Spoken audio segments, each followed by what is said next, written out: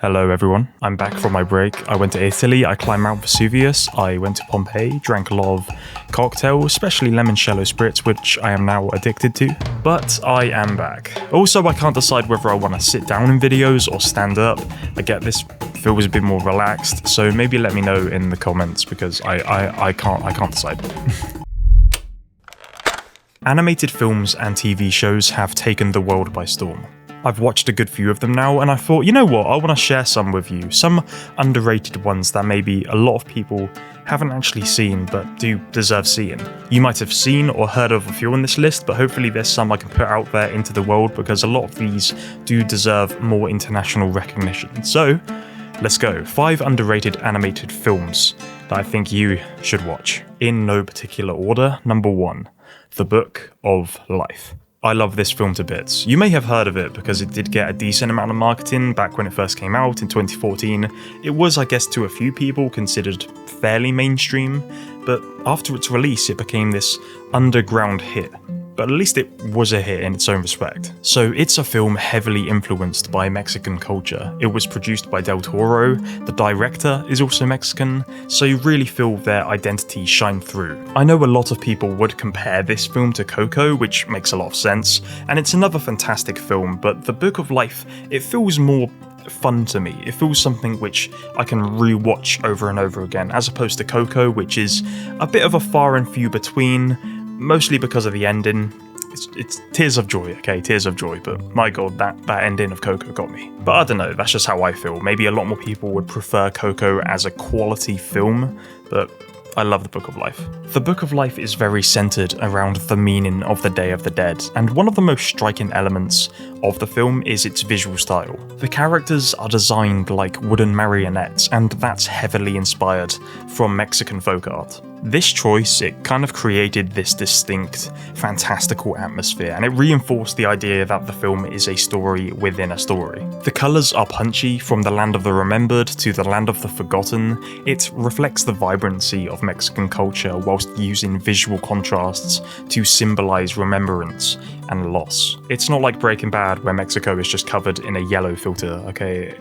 There is colour, surprisingly enough, unlike England, which is just grey.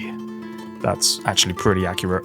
It really delves into the idea of family legacy, and the voice actors are also fantastic. It's got a really strong cast. Overall, just a fantastic film. It's something I wish had a bigger launch, and even though it was released in 2014, I reckon it can still get the attention it deserves, because that's the nice thing about film. People can just come back to it and discover it whenever they kind of want. If you're enjoying this video, by the way, feel free to subscribe to the channel. It means a lot. Film number 2, Anomalisa. This is a hidden gem, my god. If you've seen Anomalisa, you know it's a very special film. It's a stop-motion film that explores the alienation and existential crisis of its protagonist, Michael Stone. What's more, Michael is voiced by David Thewlis, who a lot of people would know to be Lupin from Harry Potter, and fun fact, I actually sat back to back with David Thewlis at a restaurant once, which... yeah, it was kind of insane. I don't think he noticed this teenager freaking out directly behind him, but if he did, I'm sorry, who can blame me? Dude, you were Lupin! You were Lupin, man! This film continued to make me appreciate how well animation can be used to reflect the emotional state of a character. From the colours, the sound design, the tone, it just represents the monotony of everyday life and the fleeting nature of human connection. And this is kind of the worldview of Michael's character, and it's really interesting because like a lot of actors, or well, like all the characters, they're actually voiced by the exact same person apart from Michael's character and Lisa. If I could compare it to another film that did a slightly similar thing, it would be like a silent voice where everyone has the X's over their face. So his worldview completely shifts when he meets someone who is considered an anomaly, and of course her name is Lisa. Anomalisa, okay, there you go, makes sense. Michael is constantly looking to find genuine human connection in a world which seems completely artificial. As the audience, you're seeing it from a very upsetting worldview. Like, it's really pessimistic, it's quite lonely, and unfortunately, it's something a lot of people do struggle with. It's something which can be very relatable to the masses.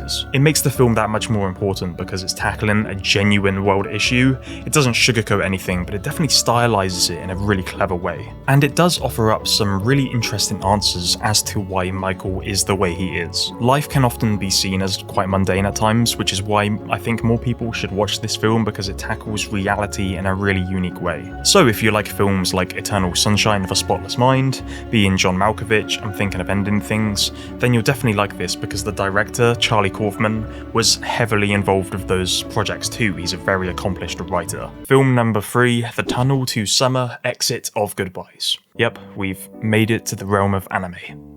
We pulled it back. There's so many international films which don't go that far in the West, and it's a genuine travesty because you can come across some really good ones, okay? And the anime realm is no different. There are so many international films which deserve way more success, especially in the Western scene, but a lot of the time due to distributor costs and wherever slog comes with the executives, it makes it very hard to sell these films across seas. So The Tunnel of Summer, Exit of Goodbyes was originally a light novel of the same name. It explores the human yearning for second chances and the haunting price of unfulfilled desires. The film centers on the Urashima Tunnel, a mysterious gateway that is said to grant wishes by bending time. The film's protagonists, Kaoru and Anzu, are drawn to the tunnel for deeply personal reasons. Kaoru is haunted by the death of his sister, whilst Anzu wants a future where her artistic dreams are realised. Same. However, entry to this tunnel comes at a cost. Weirdly enough, this isn't the first time I've talked about a random Japanese tunnel. The cost itself is a little bit of a spoiler, so I'm not going to say anything, but the tunnel is both metaphorical and literal. It is a reflection of the protagonist's deep personal struggles with loss, regret, and the desire to undo the past. I really want to read the light novel now because this film delves into things I quite enjoy talking about in my own films, like dealing with suffering and the inevitability of loss, I guess, and it kind of sounds pretentious, but it is an interesting concept. And I mean, one look at this film's visual style, I mean, come on, it looks beautiful. Give it a go, okay? Give it a go.